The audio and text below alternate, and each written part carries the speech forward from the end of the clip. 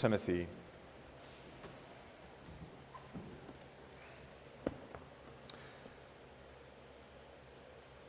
Maybe it's fair to say that one of the themes that we see running throughout the church from the early apostolic times through Constantinianism, the era, 1,000-year reign of the Roman Catholic Church, the one pure Roman Catholic Church, and then the Reformation, post-Reformation era into modernity, post-modernity, is the church's temptation to capitulate to a business or transactional model for growth and success.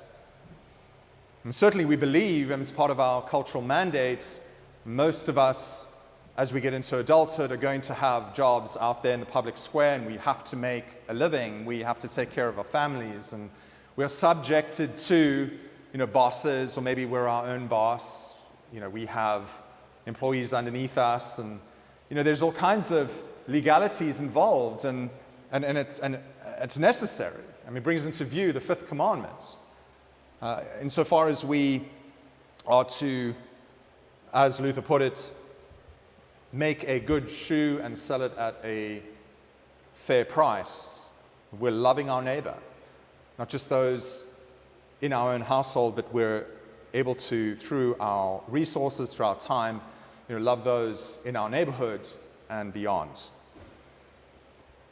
But I think one of the temptations for us, especially living here in South Africa, or in other parts of Africa where there is so much poverty, where there is so much injustice, is to use, the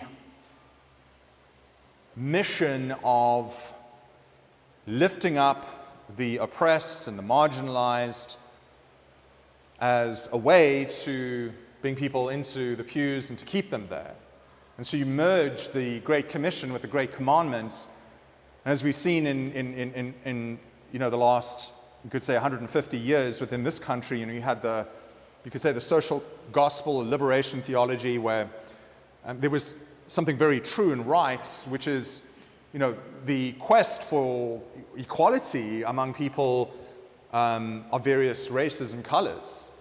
That was picked up by the church and used as sort of part of what it means to be the official church, and baptizing, an anti-apartheid agenda with the gospel. But then more recently we have, this desire from those on the left end of this political spectrum who want equality in terms of sexual orientation, gender, and so on and so forth. And so, while we don't believe that is in accord with the moral law, that too is baptized, isn't it? And becomes something that the church uses in order to grow. You can see how justification by faith alone is jeopardized, it's threatened, it's endangered. So Galatians 3:28, there's neither Jew nor free, there's neither slave nor free, Jew nor Greek, male nor female. That is, reinterpreted in a way that again aligns with a liberation theology or a woke, spiritually woke agenda. But how about the age-old temptation to run the church like a business? It has an employer, it has employees, it has a constitution, and what happens a lot of the time with businesses, especially in a part of the world where there's so much corruption, is that pragmatism takes over, right? So I'm going to ensure that the bottom line reflects well, so I'm not going to conform to civil law in its various iterations. I'm not going to conform to tax law. I'm not going to conform to labor law, and so on and so forth. Well, what we're confronted with in Acts chapter 15, which is an extension of Acts chapter 2, where we see the church gathering and devoting itself to the apostles' teaching, the breaking of bread and fellowship. Those are so the fundamental elements of what it means to be a local church, and we have these various assemblies that that are also important to the life and the well-being of the church. What I want to highlight from Acts 15, but also with reference to the Sermon on the Mount, is that the way of life